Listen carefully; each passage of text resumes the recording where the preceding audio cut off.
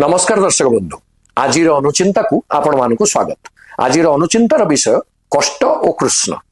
कष्ट कले कृष्ण मिले एक कथा आम साधारण भाव में कहे।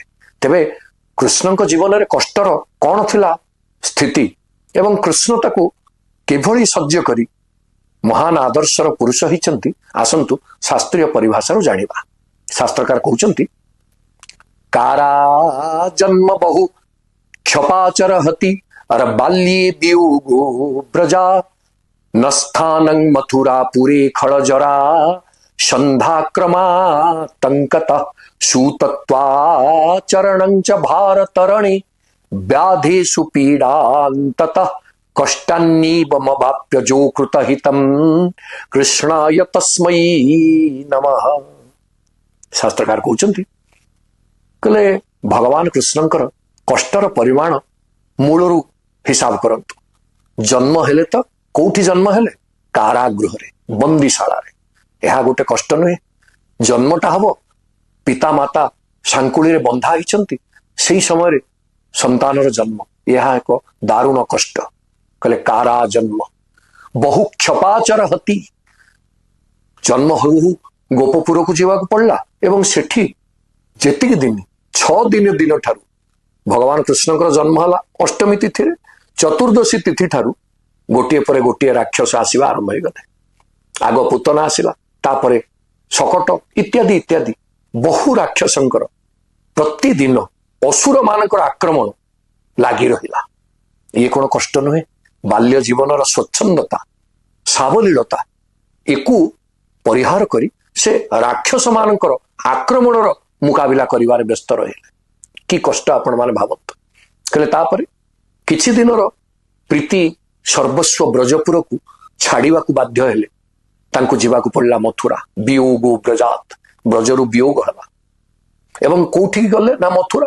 मथुरा रे कंस को बध कर सारला परे तार शासन व्यवस्था को सुव्यवस्थित करी भलरे रहिबा पई गला बेले जरासंधर आक्रमण एते परिमाण हला एते बारंबार हला जे से संपूर्ण राज्य प्रजा को नहीं मथुरा छाड़ीबा पई बाध्य हेले। एवं परवर्ती समय रे से जाई कि द्वारका रे निवास कले सत किंतु द्वारका रे अवस्थान करबा बेले भी संपूर्ण भाव रे जो स्वच्छंदता बा संपूर्ण भाव रे जो गोटे मनुष्यर सुख से संपूर्ण भाव रे तांको उपलब्ध ही नहीं।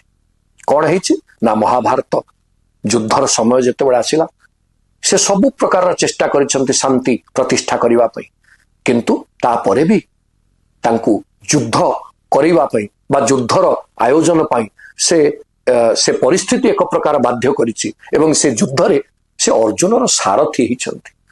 जणे द्वारकार अधीश्वर जगतर अधीश्वर से अर्जुन रथरे सारथी हवा पई बाध्य हिचंती। एवं शेष केमती हिछि तांकर जरा नामक शबर तांकर कौलिया पाद को हरिणर कान भाविकी जेतेबेले सरबिद्ध करिछि सेतेबेले से स्वरर पीड़ा को मध्य लाभ करिसेंती।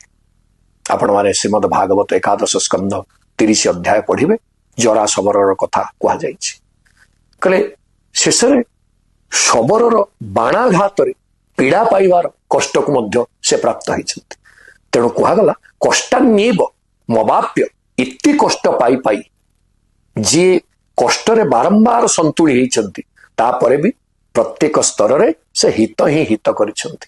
जो कृत हितम जेतेबेले वसुदेव देवकी पाखरे थिले देवकी परमानंदं ताको परमानंद प्राप्त होइछि अंतर सहित से ईश्वर भाव रे वसुदेव देवकी को दर्शन देई ताको पवित्रित करिछंती।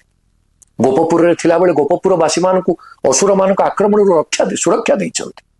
मथुरा रे आसिला पर मथुरापुर वासी मानकर सुरक्षा पई तांको द्वारका नहीं जाइछंती एवं पांडव जो माने धर्म पक्ष रे थिले तांको समर्थन दबा पई से महाभारत युद्ध रे अर्जुनर सारथी होइछंती एवं धर्मर संस्थापन सहित धर्मर विजय वैजयंती को उड़ेइछंती। किंतु प्रतिबदल रे से कोन पाइले शेषरे व्याधर सराघात रे निपीड़ित होई अजस्र कष्ट लाभ करिछंती भगवान कृष्ण। तेणु कष्ट सहिबा कृष्णंकर चरित्रर गोटे महनीय लक्षण किंतु तापरे भी हित साधन करिबा विश्वर हित करिबा यह ही तांकर आदर्श।